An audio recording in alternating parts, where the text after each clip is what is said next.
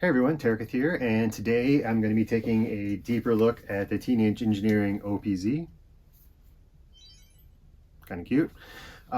If you saw my video from last month, the OPZ Round 2 it was called, you'll know this is actually my second go around with the OPZ. I bought one when they first came out. I like the OP1, I had that for quite a while, but it just didn't really have like a sound that kind of resonated with me. The OPZ, I never had that problem. I really liked the way it sounded. It was a lot more flexible. It's kind of a really unique sequencer in a lot of ways. At the same time, like some of the operational aspects of it, when I first bought it, I just had trouble remembering like how to copy tracks and cut and paste notes, things like that. And as well, I was also looking to use this outdoors more. I like to, write music outside a lot, and just the LEDs weren't bright enough in sunlight. I had problems seeing it. And back then, I ultimately decided that the iPhone was just more practical for what I was doing at the time, and I sold it. However, not long after selling it, I kind of had second thoughts.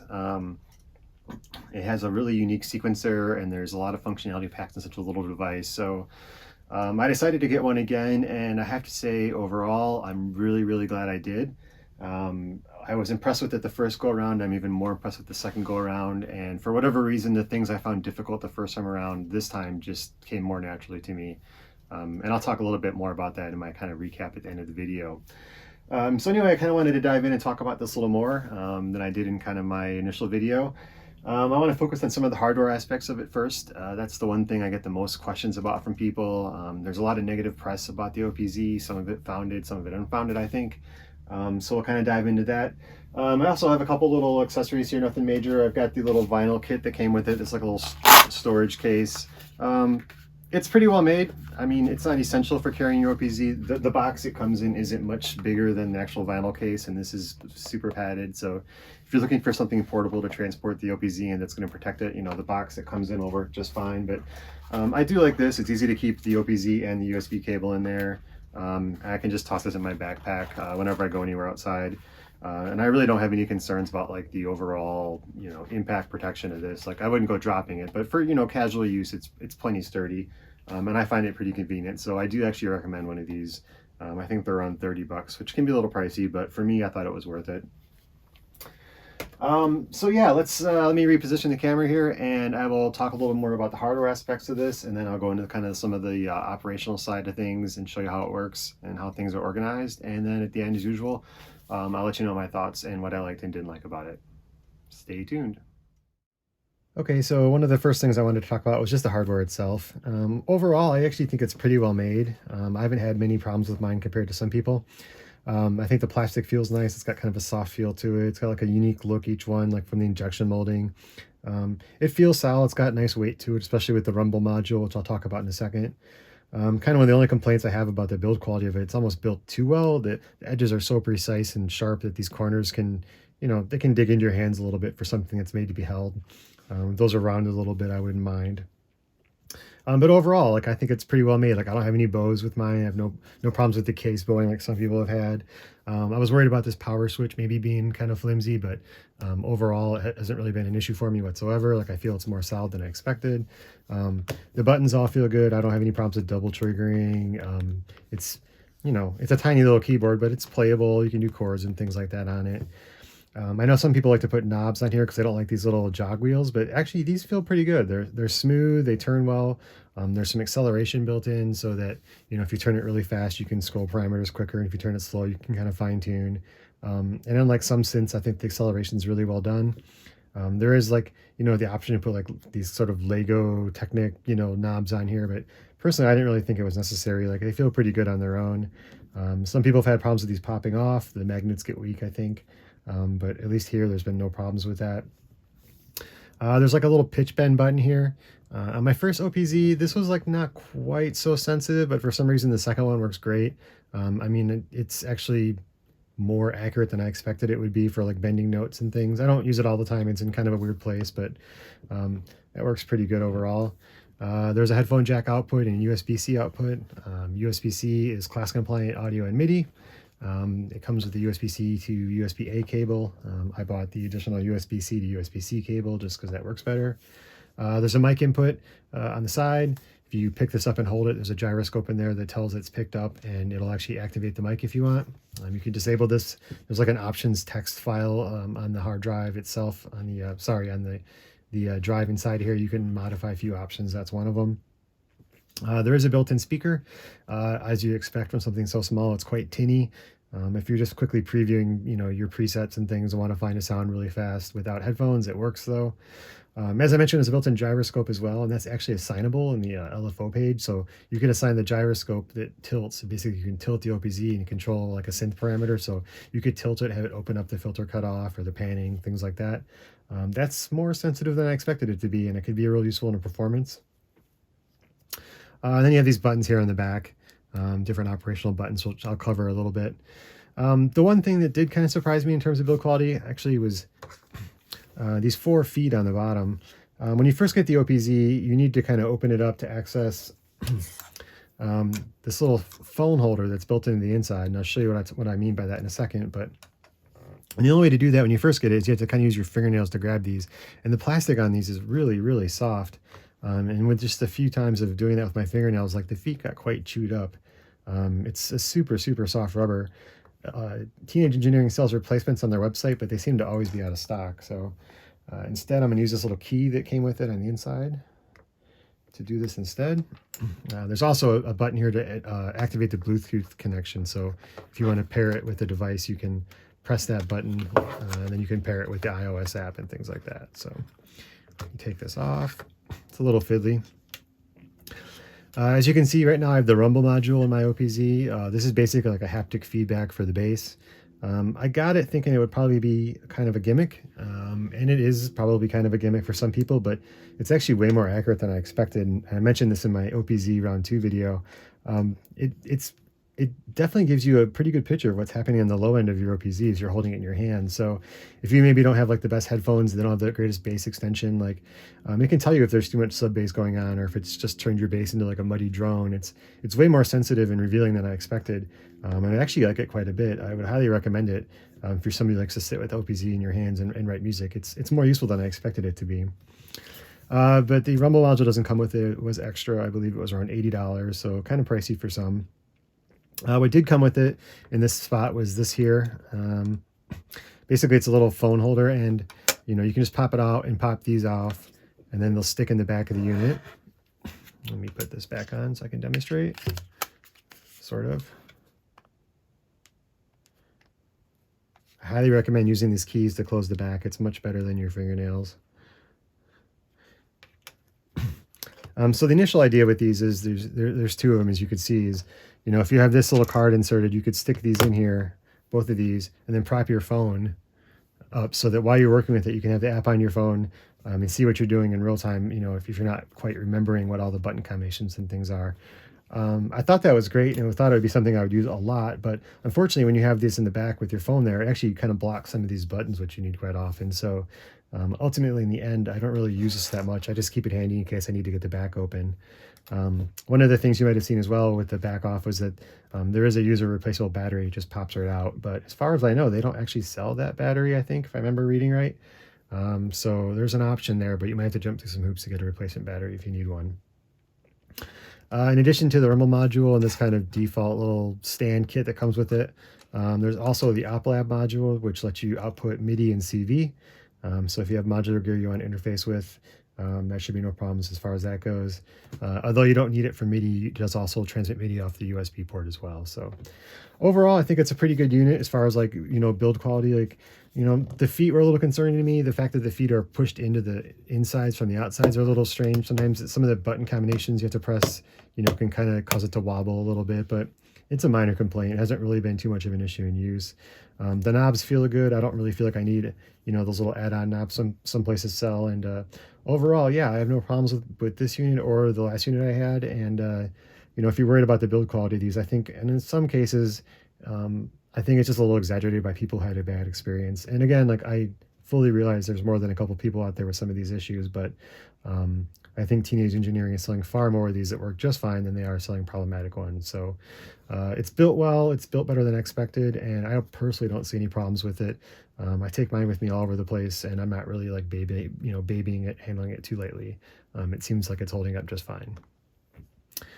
Let's get some audio connected then, and I will go ahead and show you some more of the functionality and let you hear how it sounds, and then we'll do the recap at the end.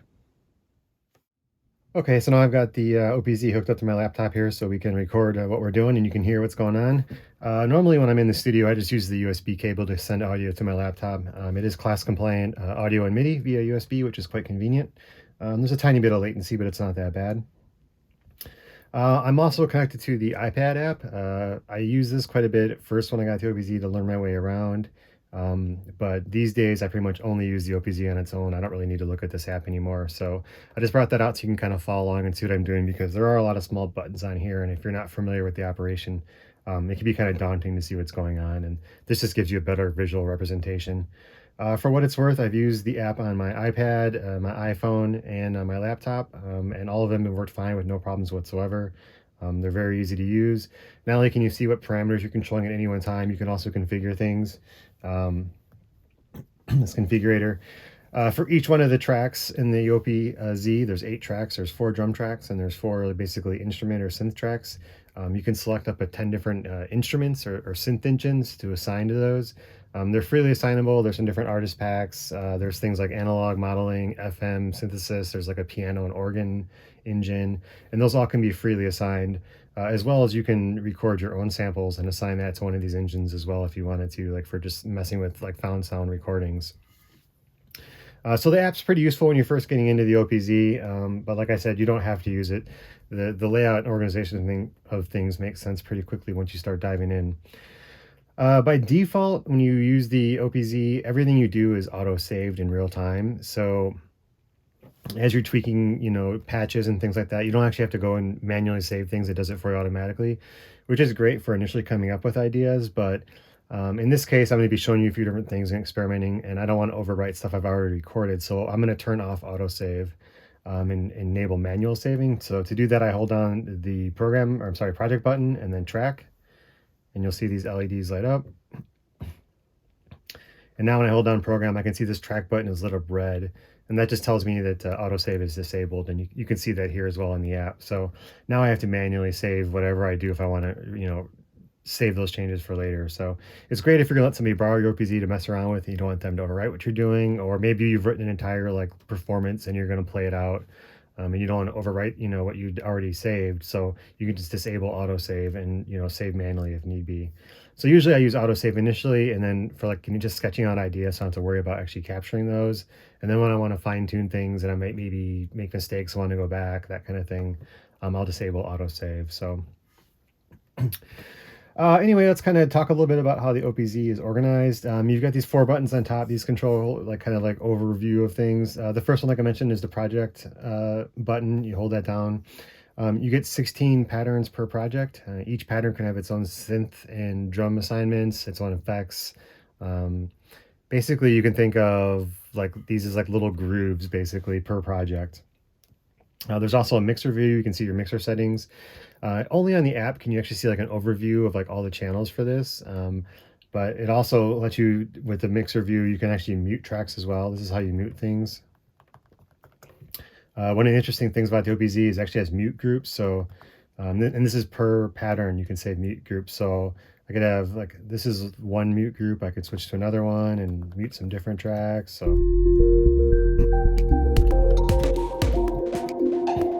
you can have up to 10 different mute groups and switch on the fly.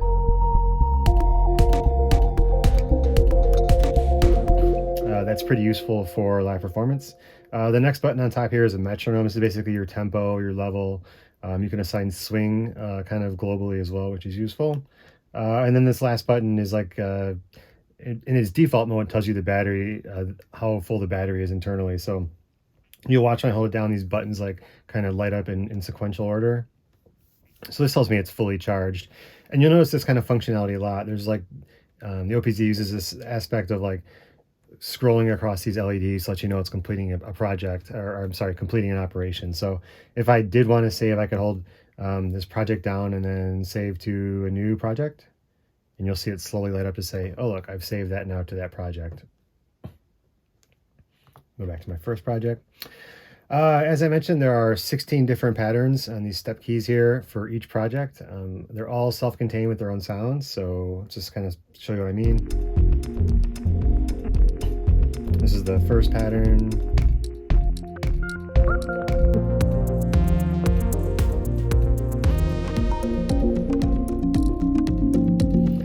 Patterns switch at the next step, so basically every 16th note by default, unless you hold down play first and then select the next pattern, then it'll switch at the end of the entire pattern. So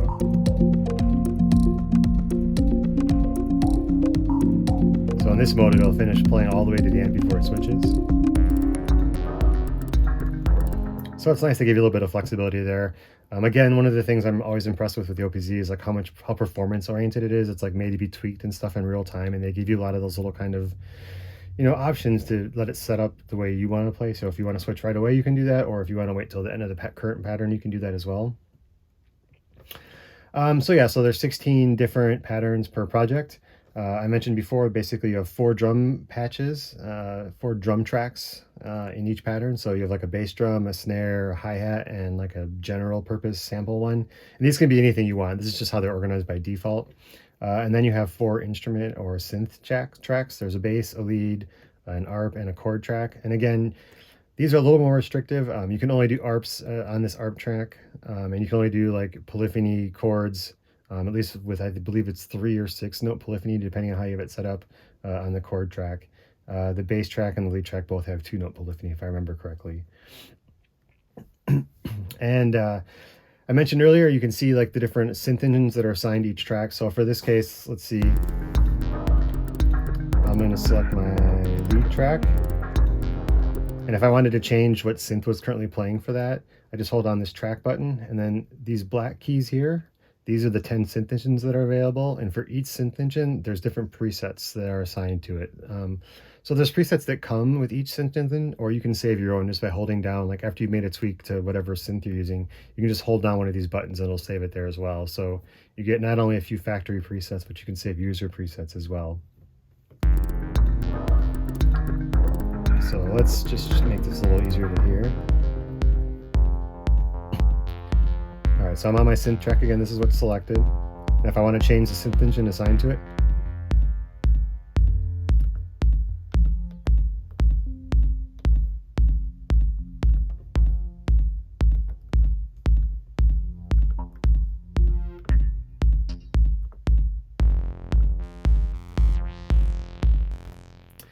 anyway, there's some heavy filtering going on in that patch, so you're not all those differences are coming through, but there's quite a few different sound engines you can use on a per track basis, which is quite useful.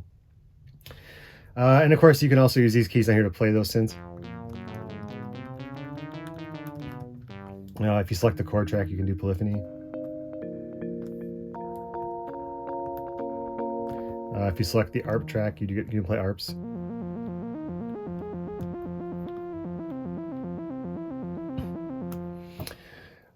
Yeah, so there's a lot of flexibility there. Like I said, you can only do ARPs in the ARP track, and you can only do like, you know, higher polyphony count sounds on the chord track. But otherwise, it's pretty flexible in how you lay things out. You don't have to stick with bass, kick, and drum, that kind of thing. The only real difference between the drum tracks and the synth tracks is that the drum tracks are all sample based. These are all the kicks, and these are the stock kicks.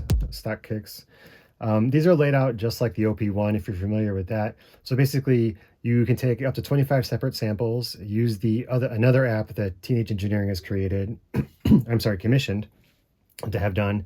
And basically, you drop these 25 samples in there, and the second app will actually like combine all into one sample, one long sample, and then you can load that in here into one of these preset slots. More kicks. I've got some found sounds I recorded.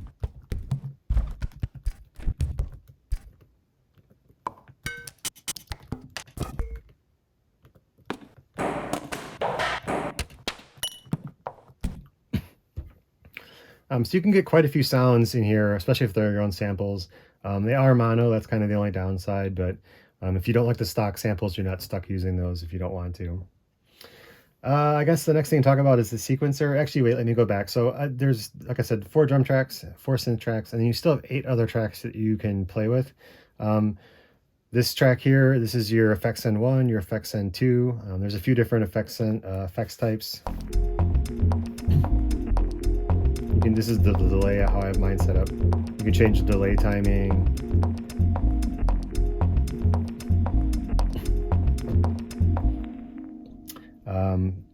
Let's see what else. The second effect sound I typically use for reverb. There's also what they call a tape track. This lets you resample things in real time and do basically like stutter edit kind of effects.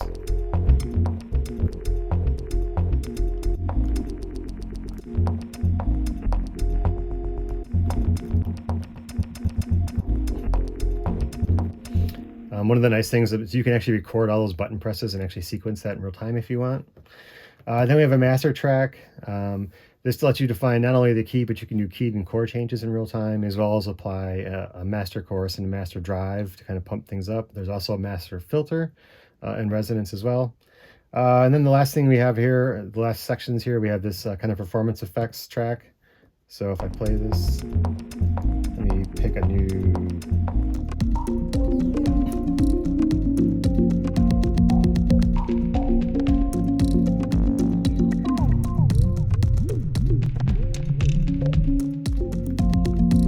So those are kind of just real-time like punch-in effects. You can actually apply the effects to just the drums or just the synth. This kind of keyboard splits in half for that way. And one of the nice things is you can exclude different tracks from those punch-in effects. So like if you know you never want your kick drum to be affected by these punch-ins, you can actually like say, you can exclude that from the punch-in effects. So it does give you a little more flexibility. And also, again, you can sequence those button presses. So you can actually do these punch-in effects and sequence them on the fly. The next track we have is for the OPLab if you want to send MIDI out or CV out. There's the photomatic mode, so you can sequence images. You can also do video and DMX lighting control as well. I don't really use these too much, so I'm not going to go into those as well, but there is that flexibility there. You can sequence external gear as well as control like, you know, live performance visuals as well if you want. Probably the real attraction though of the OPZ is the sequencer. By default you have 16 steps. Each step is a 16th note long, but you can change the step length if you want. So let's pull up something here to demonstrate this. Pull up another pattern. This will work.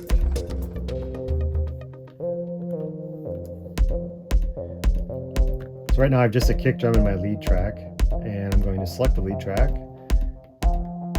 If I press track and shift, I can see that the step length is set to 2, which gives me basically a 2-bar pattern instead of a default 1-bar pattern. I can change it to a 4 for the step length.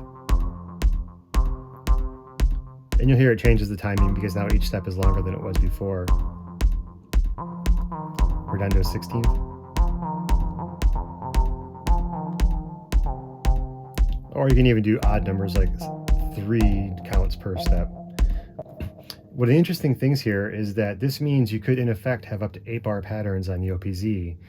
And while that decreases the resolution as you enter notes via like the step keys, if you play in real time, they're not quantized. So you can basically do 8-bar unquantized recordings per track, and you can mix and match. It doesn't have to be 8 bars on all tracks. Some tracks could be 8 bars, some tracks could be 3 bars, depending on how you have this step length set up. So there's a lot of flexibility, and one of the things I really like about the OPZ is that I can actually play in real time and just record like very kind of organic sounding grooves, and then go back afterwards and tighten up if I wanted to quantize the timing if I played too loose. To do that, you just hold down track, and now these track settings are highlighted for each track. This first knob controls the note length, how long the notes are.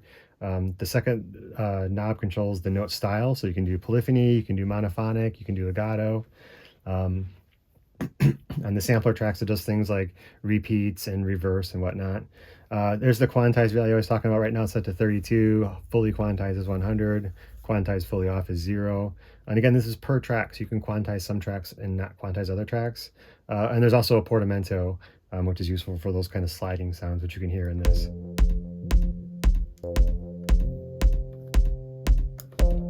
Well, I've changed quite a few things now, so that's not going to come through, but anyway, so there's actually, even though it looks like a simple 16-step sequencer, there's a lot of flexibility there, which is really powerful, especially when you take into account things like step components. Let me select another pattern here just for demonstration.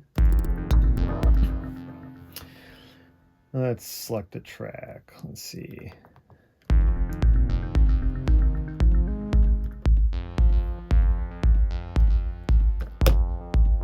So again, I have like just the lead track selected. You can see just a few notes in here.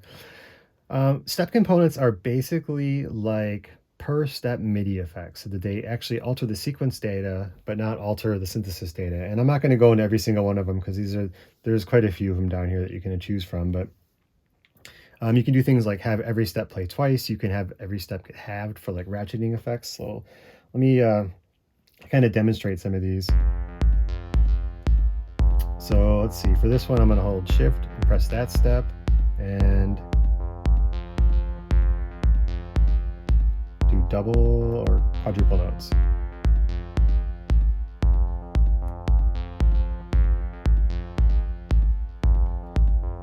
Not the most obvious. Let's see, what else can we do? The other thing you can do is you can actually have like the notes played change over time with this ramp up function. So here, let's sign this.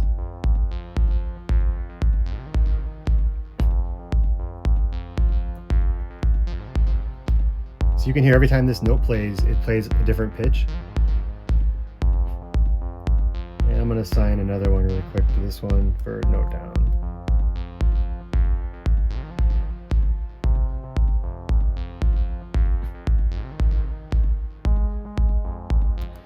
So you can hear each time these two steps play, they're playing a slightly different note, even though they're playing on the same step. What's useful about the OPZ, and a lot of people don't realize this, is it does intelligent harmonization, or intelligent harmony, I guess you should say, in that it'll actually analyze what notes you have entered on the bass track and on the chord track and apply these pitch changes so you stay within key. They're semi-random, and you can choose how far away from the actual root note those pitch changes are applied. But one of the nice things about this is, again, you have like a really short overall sequence length, but because these are sort of randomized or increasing over time, like every time the pattern loops, you might get different notes in the sequence, and they'll all be within key. So it extends, you know, how much variability you can get out of a single pattern. One other thing they can do is that these spark components down here, these are also things you can apply to each step, is you can make it so that a note will only play, say, every 4 bars or every 2 bars, or it'll be excluded except for the first bar. And you can also do that for the step components. You could say, on this step, I want these step components to be ignored except on the 4th repeat. So you can take these 16 note sequences and create very, very long and evolving complex sequences like that are intelligently harmonized with what you already have. So even though it looks like a pretty fairly basic sequencer, there's a lot of flexibility here. You can do things like apply LFOs per step. It's got parameter locks. You can parameter lock things per step. So let's see, on this step I want to like change the filter. Just that step. Or maybe I want to change this macro on the first step.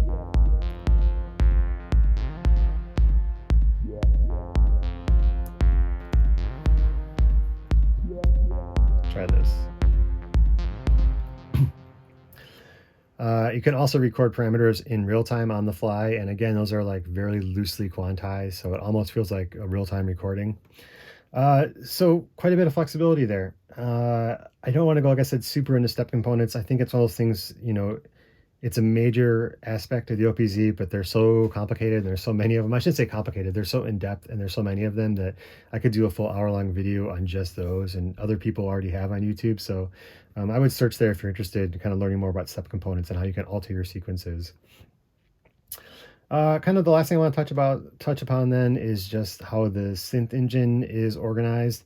Basically, every single sound on the OPZ has 4 synth parameter pages. And they're indicated by these LEDs, what color the LEDs are. So you press shift, and they'll turn green, then purple, then yellow, and then back to white. White's the first one. Basically, this is these first 2 are your macro controls.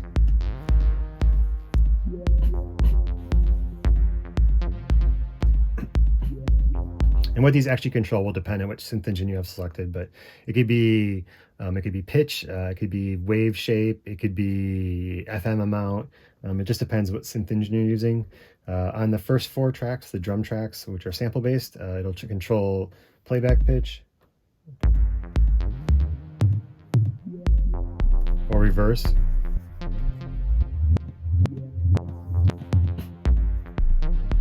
You can see where the original stored value was. That light will turn green as you get back to the original pitch. And that happens with all the parameters on here. You can see actually what was saved with the pattern. So you can tweak things and still get back to where you were going. You can also tweak things on the fly by holding shift. And then when you release shift, it goes back to where it was. Again, just another really handy performance control. In addition to the 2 macro knobs on the first page of synth parameters, you also have a filter with resonance.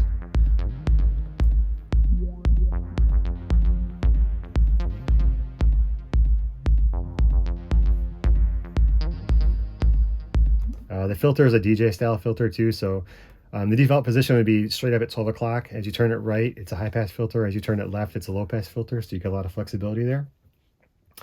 The next page we're going to look at here is the envelope. Basically, you have an ADSR. It's a little bit more complicated than that in use, but that's the basic premise of it. Got attack, sustain, release. The next page is the LFO. Actually, turn that tail down. The LFO, you get your depth, your rate for the LFO.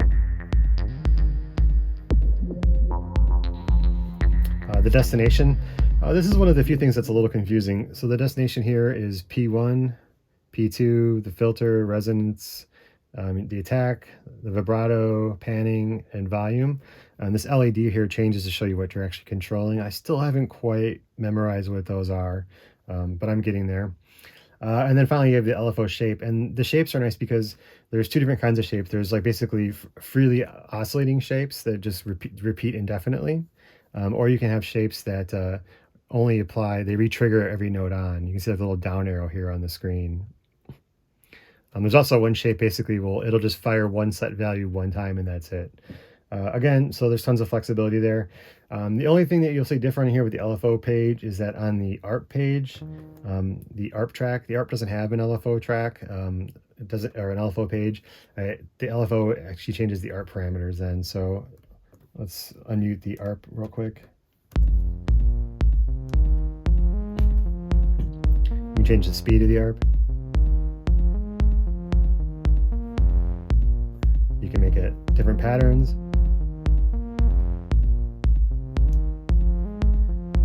There's different motifs and styles for the ARP.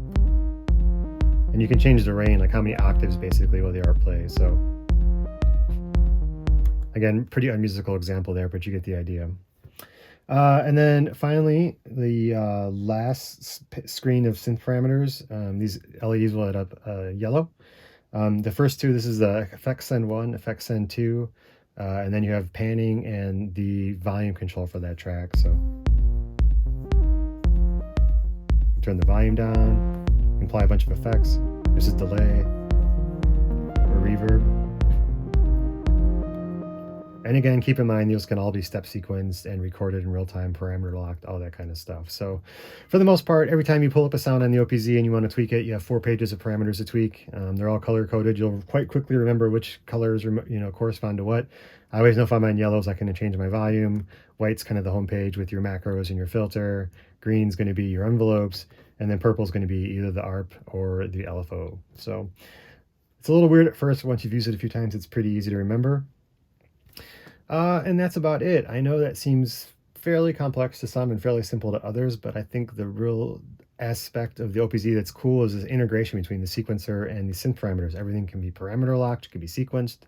You have quite a bit of flexibility with your LFOs. Not only can you like parameter lock and sequence and your drum tracks and your synth tracks, but these effects tracks can be sequenced and parameter locks. The master track, if you want to do chord changes, those can be sequenced and parameter locked.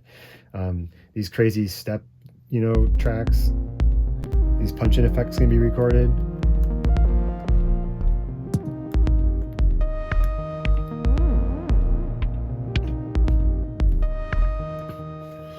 And you can record in real time like I just did there, or you can just hold record down and press steps and then figure out what you want to apply to that step.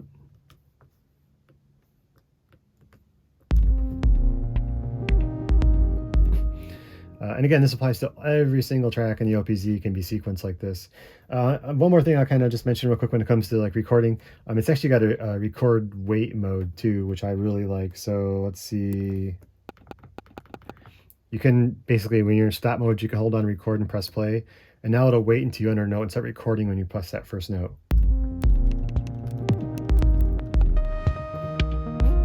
I don't know. It's a little thing, but I find that really useful instead of having to like deal with count-ins and whatever. You can just make it start recording as soon as you press a note. Not a lot of gear has that, and I always appreciate when it does.